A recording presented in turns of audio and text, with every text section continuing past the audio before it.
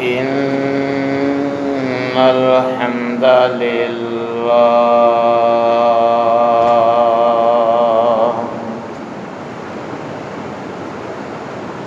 نحمده ونستعينه ونستغفره ونعوذ بالله من شرور أنفسنا ومن سيئات أعمالنا من يهده الله فلا مضل له ومن يضلل فلا هادي له وأشهد أن لا إله إلا الله وحده لا شريك له وأشهد أن محمدًا عبده ورسوله أما بعد فإن خير الحديث كتاب الله وخير الهدي هدي محمد صلى الله عليه وسلم وشر الأمور محدثاتها وكل محدثة بدعة وكل بدعة ضلالة وكل ضلالة في النار.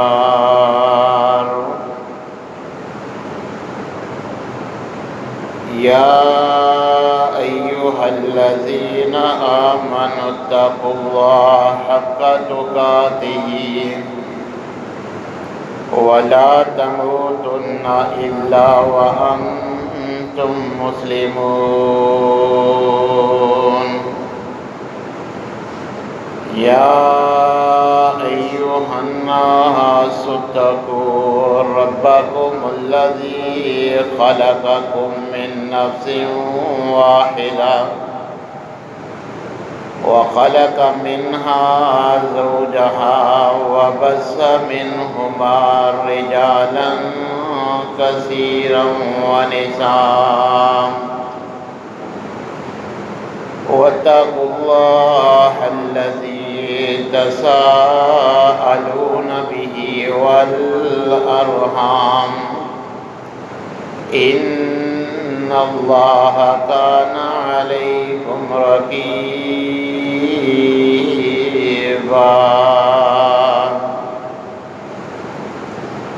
يا أيها الذين آمنوا اتقوا الله وقولوا قولا سديدا يصلح لكم أعمالكم ويغفر لكم ذنوبكم ومن يطع الله ورسوله فقد فاز فوزا عظيما. أما بعد فأعوذ بالله السميع العليم من الشيطان الرجيم من حمزه ونفخه ونفسه. بسم الله الرحمن الرحيم.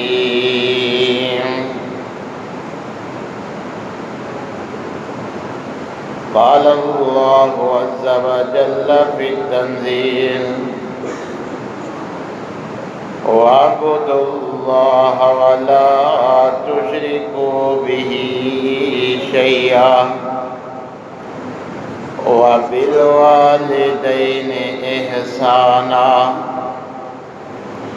وبذي القربى واليتامى والمساكين والجار ذي القربى والجار والصاحب بالجنب. وقال النبي صلى الله عليه وسلم: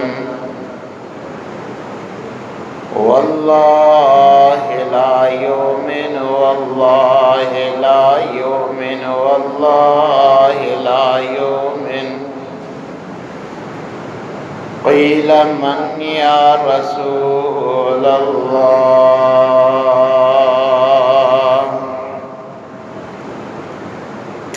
قال: الذي لا يامنه جاره بوائقه. وقال النبي صلى الله عليه وسلم: من كان يؤمن بالله واليوم الآخر فلا يؤذي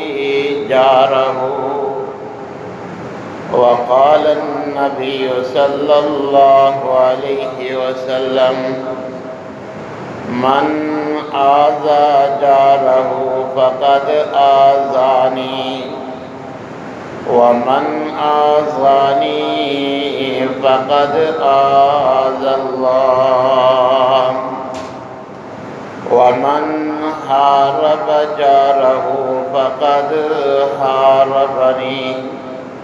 ومن حاربني فقد آذى الله.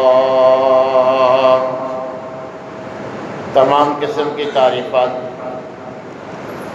مالک العلام ذوالجلال والاکرام وحدہ لا شریک،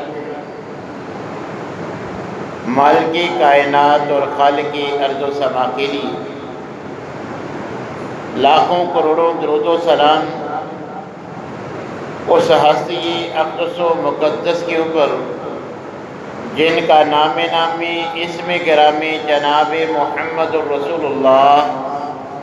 صلی اللہ علیہ وآلہ وسلم ہے.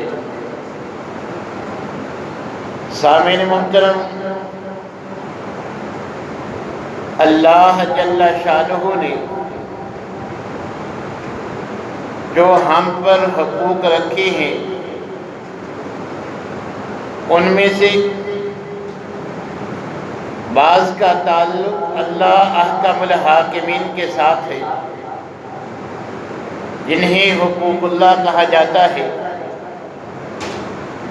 اور بعض کا تعلق بندوں کے ساتھ ہے جن کو حقوق العباد کہا جاتا ہے. پکڑ اور بعض پرسی کے اعتبار سے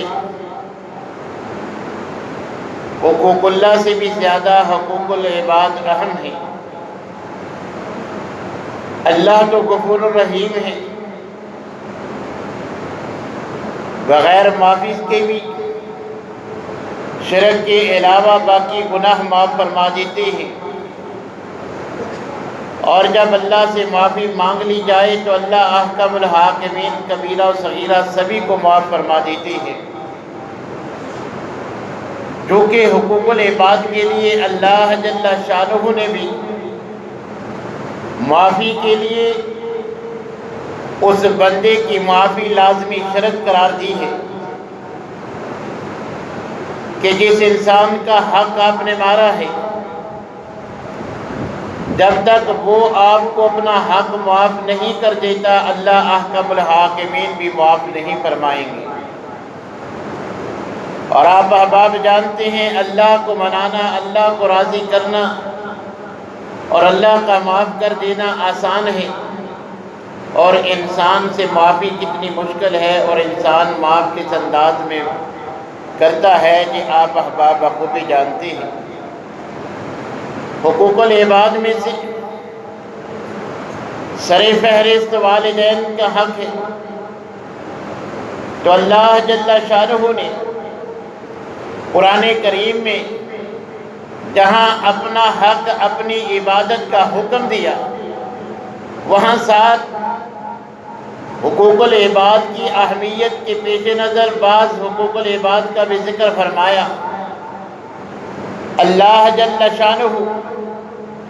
سورہ النساء میں ہم سے مخاطب ہو کے فرما رہے ہیں وَاعْبُدُوا اللَّهَ، اے میرے بندو تمہیں میں نے اپنی عبادت کے لیے پیدا کیا ہے، لہذا اب میں تمہیں حکم دے رہا ہوں کہ میری اللہ کی عبادت کرو۔ وَلَا تُشْرِكُوا بِهِ شَيْئًا، میری کسی بھی صفت میں، میرے اختیارات میں کسی کو بھی میرا ساجی شریک اور ہمسر نہ بناؤ۔ اور ساتھ فرمایا میرے حق کے ساتھ ساتھ وَبِالْوَالِدَيْنِ إِحْسَانًا، والدین کے ساتھ بھی حسن سلوک کرو، جیسے میرا اپنی عبادت کے لیے تمہیں حکم ہے، والدین کے ادب و احترام کا تمہیں حکم ہے۔ وَبِذِي الْقُرْبَى، میں اللہ احکم الحاکمین تمہیں یہ بھی حکم دیتا ہوں کہ والدین کے ساتھ ساتھ جو قریبی رشتہ دار ہیں، جن سے خون کا رشتہ ہے، اپنے ان اعزا اقربا سے بھی حسن سلوک کرو۔ اور اس کے ساتھ فرمایا والیتامی، جو یتیم ہیں ان کے ساتھ بھی رشتہ داروں کی طرح، ماں باپ کی طرح حسن سلوک کرو۔ والمساکین، کسی کو حقیر سمجھ کر، غریب سمجھ کر اس سے رشتہ ناتا توڑنے کی میں اللہ اجازت نہیں دیتا، جیسے والدین کے ساتھ حسن سلوک کا حکم ہے، خونی رشتہ داروں کے ساتھ، قریبی اعزا اقربا کے ساتھ حسن سلوک کا حکم ہے، ایسے ہی میرے اللہ کا تمہیں یہ بھی حکم ہے، تم نے یتیموں کے ساتھ بھی اچھا سلوک کرنا ہے، اور مسکینوں کے ساتھ، غرباء کے ساتھ بھی تم نے اچھا سلوک کرنا ہے۔ اور اس کے بعد اللہ احکم الحاکمین پڑوسیوں کے بارے میں وضاحت کے ساتھ، جو پڑوسی جس انداز میں ہو سکتے ہیں ان کی الگ الگ ذکر کے ساتھ ان سے حسن سلوک کا اللہ حکم فرما رہی ہے۔ فرمایا والجار ذی القربى، جیسے ماں باپ، قریبی رشتہ دار، یتیموں مسکینوں کے ساتھ اچھا سلوک کرنا ہے۔ جو تمہارے رشتہ دار تمہاری ہمسائیگی کا بھی ساتھ تعلق تم سے ہے، تو میرے اللہ کا تمہیں یہ بھی حکم ہے کہ اپنے ان رشتہ دار ہمسایوں کے ساتھ بھی تم نے اچھا سلوک کرنا ہے۔ اور پھر اس معاملے کو مزید اہمیت دیتے ہوئے اللہ احکم الحاکمین فرماتے ہیں والجار الجنب، کہ جیسے رشتہ دار ہمسائے کے ساتھ اچھا سلوک کرنا ہے، اگر ہمسائے میں رشتہ دار نہیں، اجنبی اور غیر رشتہ دار ہے، تو اللہ احکم الحاکمین فرما رہی ہے کہ میرے اللہ کا تمہیں حکم ہے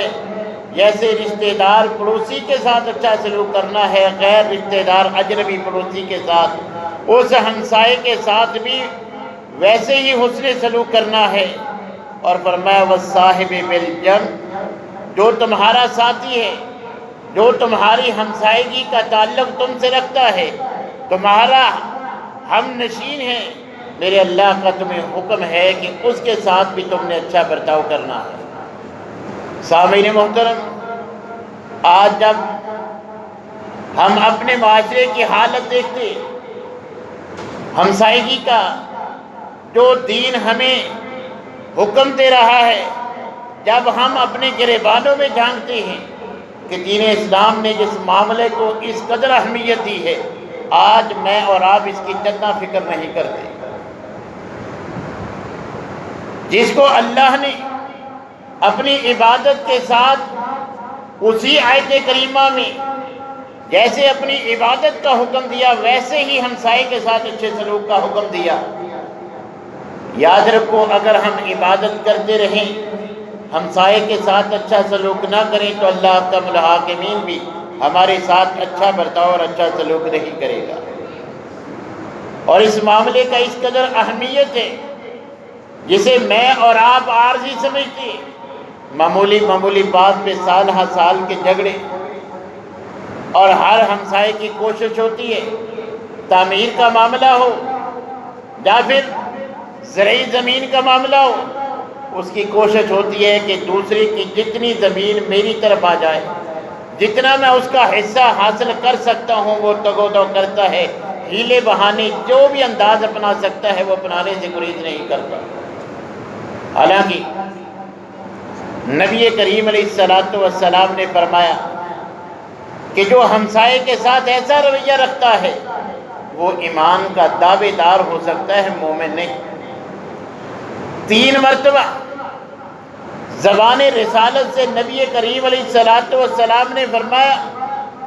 اور صرف فرما دیتے اتنا ہی کافی تھا، 1 مرتبہ فرما دیتے اتنا بھی کافی تھا، مگر آپ نے 3 مرتبہ فرمایا اور اللہ کی قسم دے کر فرمایا۔ آپ فرما رہے ہیں واللہ لا یؤمن، 3 مرتبہ فرمایا اللہ کی قسم وہ انسان مومن نہیں ہے، ایمان کا دعویٰ کر سکتا ہے، حقیقت میں مومن نہیں ہے۔ جب 3 مرتبہ نبی کریم علیہ السلام نے زبان رسالت سے یہ بات فرمائی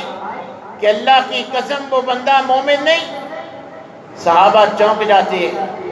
کہ قسم کھا کے 3 مرتبہ زبان رسالت سے گارنٹی ہے کہ وہ بندہ مومن نہیں ہے۔ صحابہ نبی کریم علیہ السلام سے سوال کرتے ہیں کہ اللہ کے رسول کون ہے جس کے بارے میں آپ اتنی تاکید سے فرما رہے ہیں کہ وہ مومن نہیں ہے؟ تو نبی کریم علیہ السلام نے کیا فرمایا؟ الذی لا یامن جارہ بوائقہ، جو میں نے 3 بار قسم اٹھا کے کہا ہے کہ وہ بندہ مومن نہیں، میری مراد وہ بندہ ہے جس کے شر سے، جس کی اذیت سے، جس کی تکلیف سے اس کا ہمسایہ امن میں نہیں، محفوظ نہیں، جس کا ہمسایہ اس کی شرارتوں سے، اس کی ایذا رسانیوں سے، اس کی تنگیوں سے محفوظ نہیں ہے۔ 3 مرتبہ زبان رسالت سے آپ نے اللہ کی قسم دے کر فرمایا کہ وہ بندہ مومن نہیں ہے۔ دوسرے مقام پہ فرمایا لیس المومن، وہ بندہ مومن نہیں ہے، الذی یشبع، کہ وہ خود تو سیر ہو کے سوتا ہے، پیٹ بھر کے سوتا ہے، وجارہ جائع، جبکہ اس کا ہمسایہ، اس کے پڑوس میں بسنے والے، وہ غریب، وہ یتیم، وہ مسکین، ان کے احوال سے واقف بھی ہے، گھریلو حالات سے واقفیت کے باوجود کہ ہمسائے کے حالات کیسے ہیں، اس کے فقر و فاقہ کا علم ہونے کے باوجود جو سیر ہو کے سوتا ہے اور اس کا ہمسایہ، اس کے بچے بھوک کی شدت کی بنا پر رو رو کے رات گزار دیتے ہیں، نبی کریم علیہ السلام زبان رسالت سے فرماتا ہے لیس المومن، ایسا بندہ مومن نہیں ہے۔ اس کا ایمان سے، میری امت محمدیہ سے کوئی تعلق نہیں کہ جو خود سیر ہو کے کھاتا ہے، بچا ہوا بھی اتنا کہ فریج میں رکھنے کی جگہ نہیں ہے، مگر ہمسائے کا علم بھی ہے کہ اس کی کیفیت کیسی ہے، اس کے حوال کیسے ہیں، مانگنے والے دروازے پہ آتے ہیں، جھٹک کر ان کو روٹی سالن کا جو سوال کرتے ہیں ان کو ڈانٹ کے واپس کرتا ہے۔ تو نبی کریم علیہ السلام نے فرمایا اس کا ایمان صرف دعویٰ ہے، حقیقت میں اس میں ایمان نہیں ہے، یہ بندہ مومن نہیں ہے۔ اور ہمسائے کو تنگ کرنے کے بارے میں نبی کریم علیہ السلام نے فرمایا سن لو، من آذا جارہ فقد آذاری،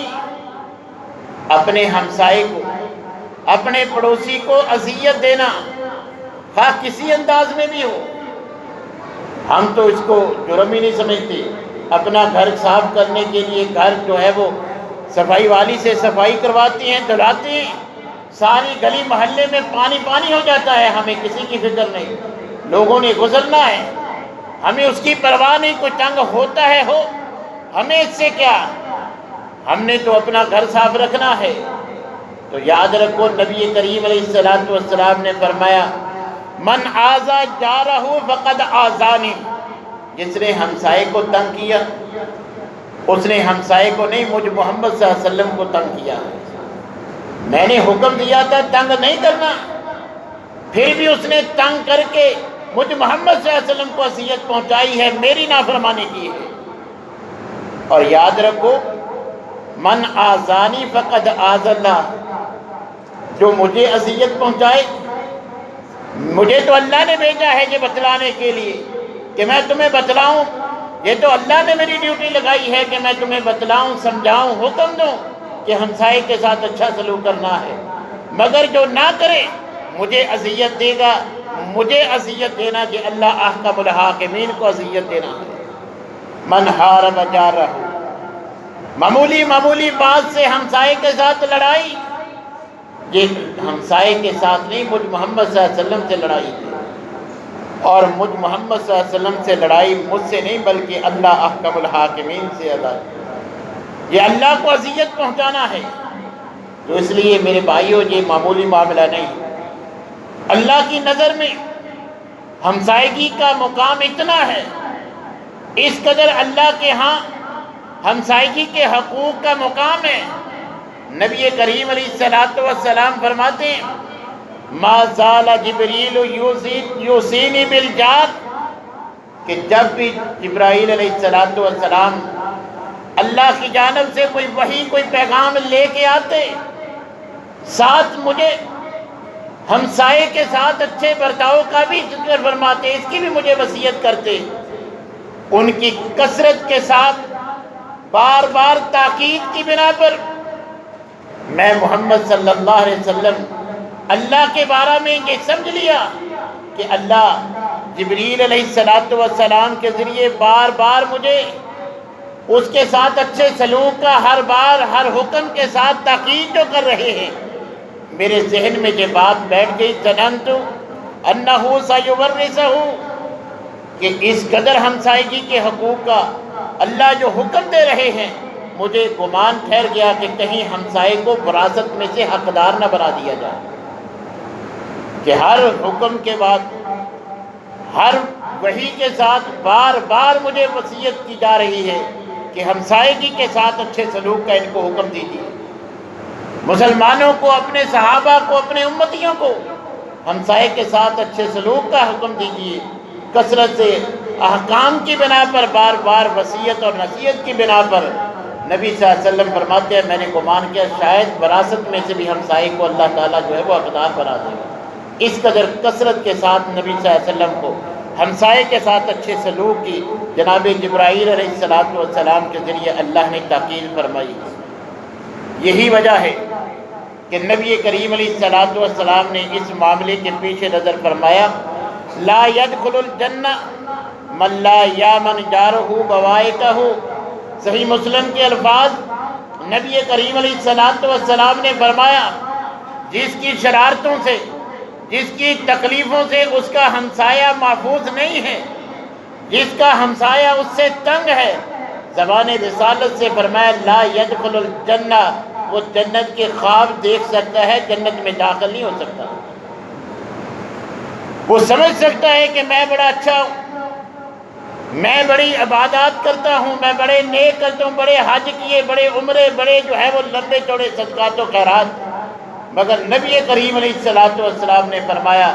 اگر ہمسایہ اس کی تکلیفوں سے، اس کے شر سے، اس کی ایذا رسانیوں سے محفوظ نہیں،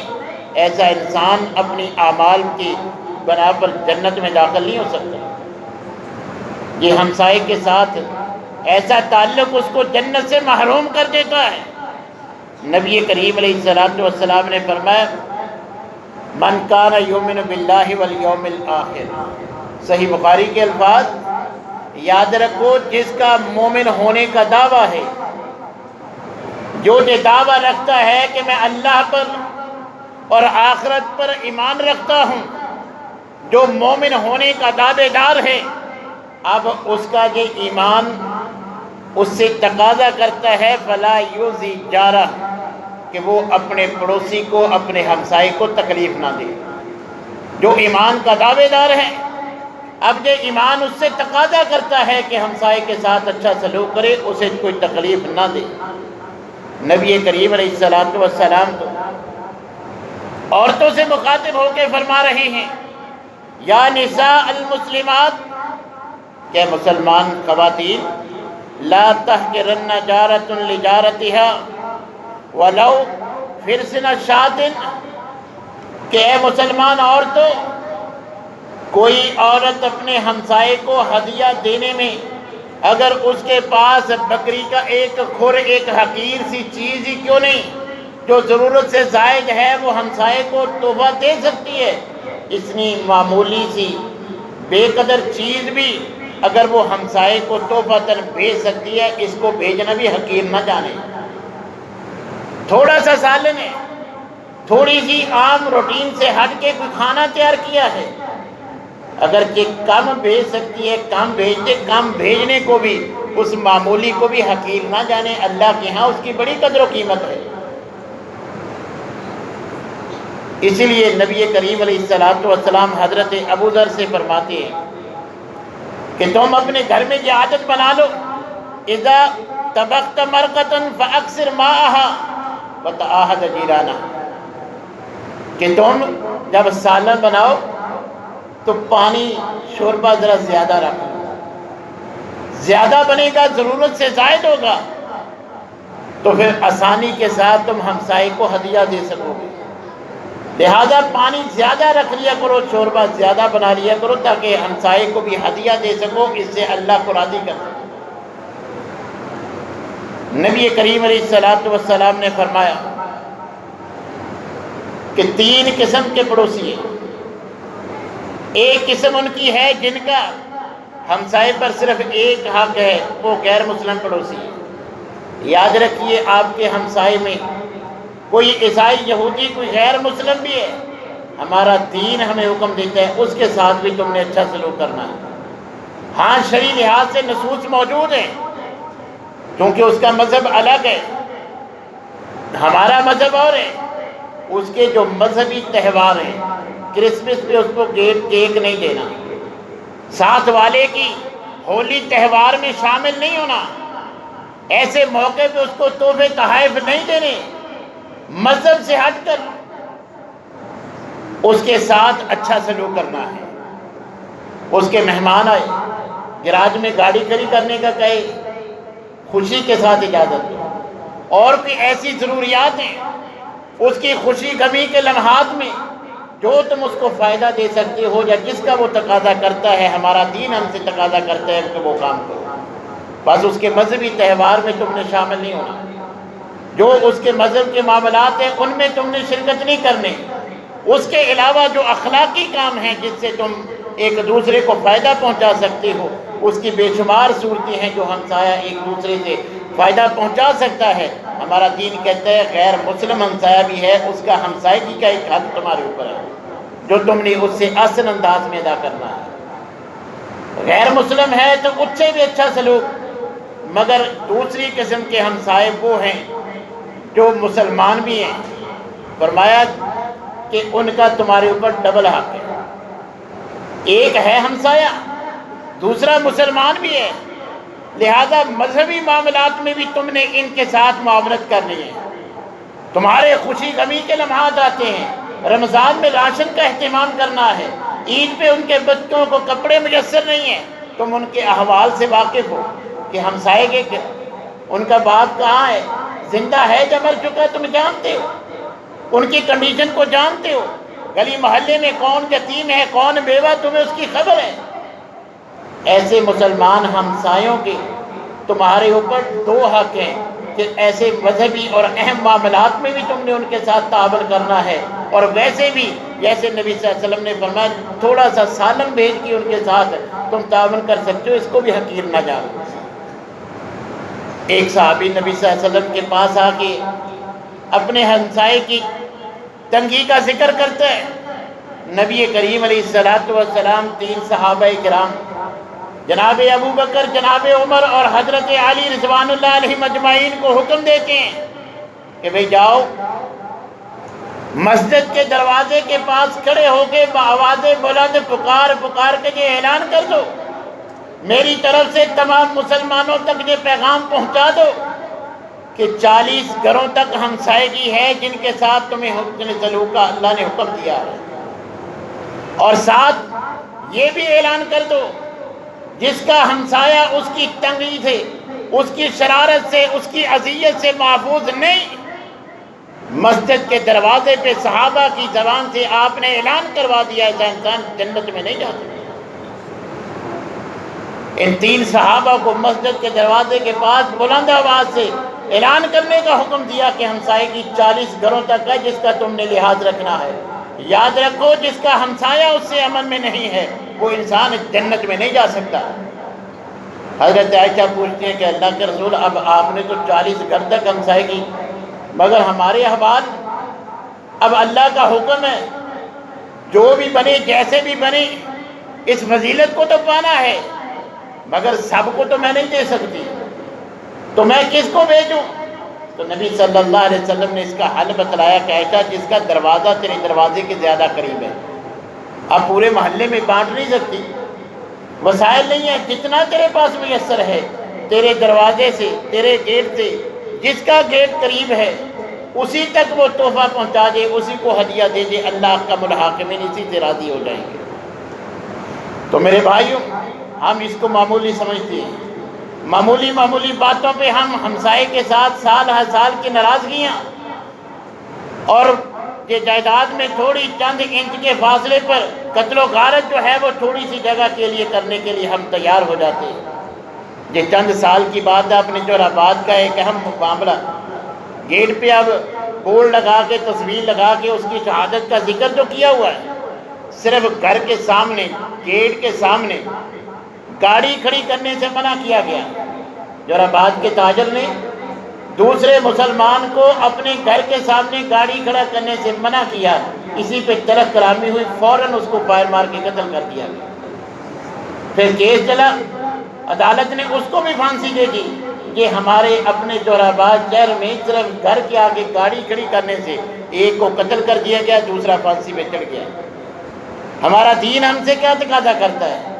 نبی صلی اللہ علیہ وسلم نے فرمایا جو ہمسائے سے اچھا سلوک نہیں کرتا وہ مومن ہی نہیں ہے۔ جہاں اللہ اپنی عبادت کا حکم دیتے ہیں ہمسائے کے ساتھ کہ رشتہ دار ہے، تب بھی غیر رشتہ دار اجنبی ہمسایہ ہے اس کے ساتھ بھی تم نے اچھا سلوک کرنا ہے۔ نبی کریم علیہ السلام کے سامنے ایک عورت کا ذکر کیا گیا کہ ان فلانہ تذکر کثرت صلاتها وصیامها وصدقتها۔ حضرت ابو ہریرہ فرماتے ہیں کہ نبی صلی اللہ علیہ وسلم کے سامنے ایک عورت کا ذکر کیا گیا کہ اللہ کے رسول اس حاجن صحابہ کی بڑی عبادت مشہور ہے، فرض بھی پڑھتی ہے، نوافل بھی پڑھتی ہے، فرضی روزے بھی، نفلی روزے بھی، زکوٰۃ بھی دیتی ہے فرضی، ساتھ لمبے چوڑے صدقات و خیرات بھی کرتی ہے، بڑی تہجد گزار، بڑی نیک خاتون ہے۔ غیر انہا توزی جیرانہا بلسانہا، ہاں اس کے ساتھ یہ بھی اس کی برائی بھی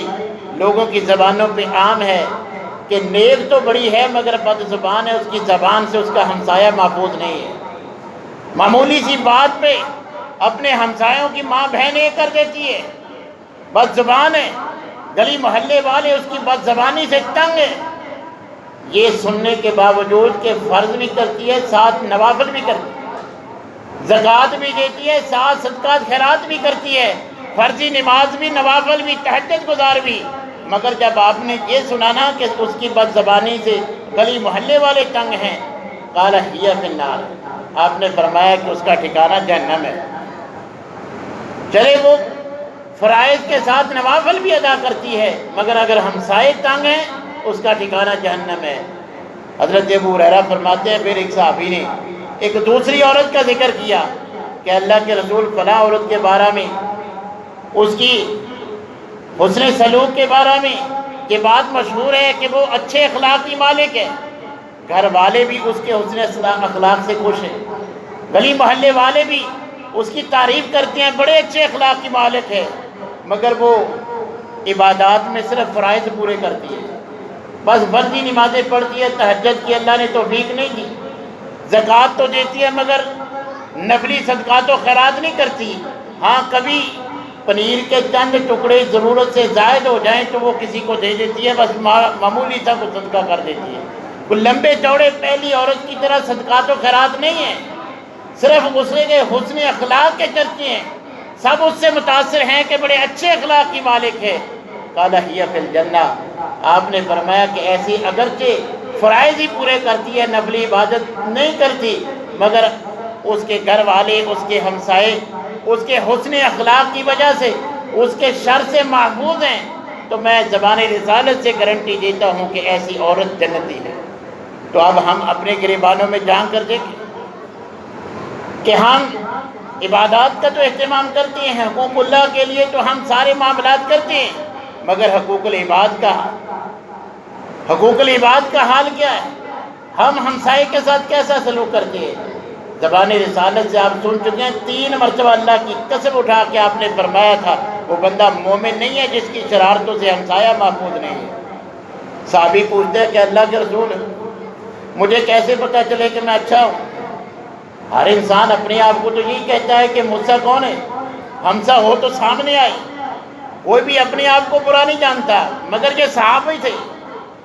اپنے بارے میں حقیقت جاننا چاہتے تھے۔ فرمایا کہ اللہ کے رسول کے ایسا پیمانہ ہے، میں جیسے اپنے آپ کو سمجھتا ہوں مجھے پتہ چل جائے کہ میں واقعتاً ویسا ہوں کہ نہیں، میں کوئی کام کرتا ہوں میں نے اچھا کیا یا برا کیا، میں تو یہی سمجھتا ہوں کہ غلطی بھی میری جو ہے وہ غلطی نہیں ہے۔ تو کوئی ایسا پیمانہ، کوئی ایسا طریقہ ہے جس سے میں جان سکوں کہ میں اچھا ہوں یا برا، میں نے اچھا کیا یا برا؟ آپ نے فرمایا کہ ہاں، آسان سا اس کا حل ہے، آسان سا پیمانہ تمہیں بتلا دیتا ہوں۔ اپنے ہمسائے کے اپنے بارے میں تاثرات جان لے۔ اگر ہمسایہ تیرے بارے میں اچھا گمان رکھتا ہے، تیری تعریف کرتا ہے، تو جان لے تو واقعتاً اچھا ہے، تو اچھے کام کرتا ہے۔ اگر تیرے ہمسایہ تیری تعریف نہیں کرتا، وہ تجھ سے تنگ ہے، تو جان لے یہ تیرا وہم ہے اچھائی کا، حقیقت میں تو ویسا ہی ہے جیسا تیرا ہمسایہ تیری گواہی دیتا ہے۔ اور اللہ احکم الحاکمین بھی انسانوں کی گواہی کو انتہائی اہمیت دیتے ہیں۔ نبی صلی اللہ علیہ وسلم کے پاس سے جنازہ گزرا، صرف صحابہ نے تاثرات کیے ہیں اس کے بارے میں کہ بڑا اچھا انسان تھا، بڑا نیک تھا، آپ نے فرمایا واجبات۔ پھر دوسرا جنازہ گزرا، صحابہ نے اس کے بارے میں اپنی رائے آپس میں ڈسکس کی کہ یہ تو اچھا نہیں تھا، اس کا فلاں کے ساتھ رفڑ، فلاں کے ساتھ جھگڑا، فلاں اس سے تنگ، فلاں اس سے تنگ، اچھا ہوا جان چھوٹ گئی۔ آپ نے پھر بھی فرمایا واجبات۔ بعد میں جب آپ سے پوچھا گیا کہ آپ نے دونوں کے بارے میں واجبات فرمایا کہ واجب ہو گئی، تو کیا واجب ہو گئی؟ تو آپ نے فرمایا جس کے بارے میں تمہاری آراء اچھی تھی، اس کے بارے میں جو میں نے واجبات کہا اس سے مراد تھا اس انسان پہ جنت واجب ہو گئی، کیونکہ جس کے بارے میں تم گواہی دیتے ہو کہ اچھا تھا، اللہ بھی اس کے ساتھ اچھا سلوک کرتے ہیں کہ میرے بندے گواہی دیتے ہیں کہ یہ اچھا تھا۔ اسی لیے تو نبی صلی اللہ علیہ وسلم نے فرمایا کہ مرنے والے میں کوئی برائی بھی ہو نا، اس کے مرنے کے بعد اب وہ مر گیا، اب تم اس کی اچھائیاں بیان کرو، اللہ تمہاری گواہیوں کے بلبوتے پر اس کے ساتھ اچھا سلوک کرے گا۔ اور فرمایا کہ جس کے بارے میں تمہارے تاثرات اچھے نہیں تھے، اس کے بارے میں جو میں نے واجبات کہا اس سے مراد تھا اس پہ جہنم واجب ہو گئی۔ جس کو تم اچھا نہیں سمجھتے، جس کے بارے میں تم گواہ ہو کہ اچھا نہیں تھا، تو اللہ احکم الحاکمین بھی اس کے ساتھ اچھا سلوک نہیں کرتے۔ تو اس لیے میرے بھائیو، جیسے اللہ نے اپنی عبادت ہمارے اوپر فرض کی ہے، اسی طرح اللہ نے حکم دیا ہے، اور جس کا اللہ اور اس کا رسول حکم دے دیں وہ شرعی لحاظ سے فرض کا درجہ رکھتا ہے۔ ہمسائے کے ساتھ اچھا سلوک کرنا یہ ہمارے اوپر اسی طرح فرض ہے جیسے اللہ کی عبادت فرض ہے، نماز فرض ہے، زکوٰۃ فرض ہے، یہ روزہ فرض ہے، اسی طرح ہمسائیگی کے ساتھ اچھا سلوک کرنا بھی فرض ہے۔ اگر غیر مسلم بھی ہمسایہ ہے اس کے ساتھ بھی اچھا سلوک کرنا چاہیے۔ عبداللہ بن عمر رضی اللہ تعالیٰ عنہ کے گھر بکری ذبح ہوئی، اب ان کے پڑوسی یہودی تھے، مذہب کے اعتبار سے گھر میں پوچھتے ہیں کہ اس ہمسائے کے گھر گوشت بھیجا کہ نہیں؟ تو انہوں نے یہودی سمجھ کے نہیں بھیجا کہ یہ تو ہمارے دشمن ہیں، ہر موڑ پہ اسلام کو، مسلمانوں کو نقصان پہنچانے والے، سازشیں کرنے والے ہیں، کہا کہ نہیں، ان کے گھر نہیں بھیجا، باقی کے بھیجا ہے۔ فرمایا ان کے گھر بھی بھیجو۔ پھر نبی صلی اللہ علیہ وسلم کی جو ہے وہ حدیث سنائی، نبی صلی اللہ علیہ وسلم کا فرمان گھر والوں کو سنایا کہ نبی صلی اللہ علیہ وسلم نے تو فرمایا کہ جبرائیل علیہ السلام اتنی مجھے وصیت کرتے تھے ہمسائے کے بارے میں نے تو گمان کر لیا کہ وراثت میں سے بھی اس کو اللہ حق دلوا دیں گے۔ تو میرے بھائیوں، غیر مسلم ہمسائے کے ساتھ بھی ہمارا دین تقاضا کرتا ہے کہ اس کے اچھا سلوک کیا جائے۔ اگر رشتہ دار ہو،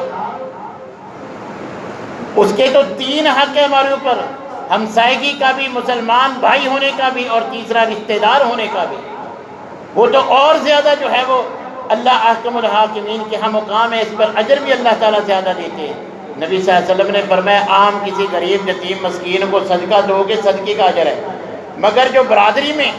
رشتہ داروں میں مستحق ہے اس کو دو گے تو اللہ ڈبل اجر دیتا ہے کہ تم نے رشتہ داری کا بھی لحاظ رکھا ہے، صدقہ بھی کیا ہے۔ مگر آج میری اور آپ کی کوشش کیا ہے کہ برادری میں، رشتہ داروں میں مجھ سے بھی آگے نہ بڑھ جائے۔ ہم تو اپنے رشتہ داروں کو اپنے سے کم تر اپنے آگے ہاتھ پھیلاتے ہوئے دیکھنا خوش ہوتے ہیں اس سے، مگر میرے بھائیوں اللہ احکم الحاکمین رشتہ داروں کے ساتھ اچھا سلوک کرنے سے ڈبل اجر دیتے ہیں۔ تو لہٰذا جیسے اللہ نے ہمیں عبادت کا حکم دیا، ایسے ہی اپنے ہمسائے کے ساتھ اچھا سلوک کرنے کا بھی حکم دیا ہے۔ ہمیں جہاں اللہ کی عبادت کرنی چاہیے، ویسے ہی ہمیں اس فرض کی بھی ادائیگی اصل انداز میں کرنی چاہیے۔ اللہ تبارک و تعالی ہمیں اپنے تمام احکامات کو ماننے کی توفیق عنایت فرمائے۔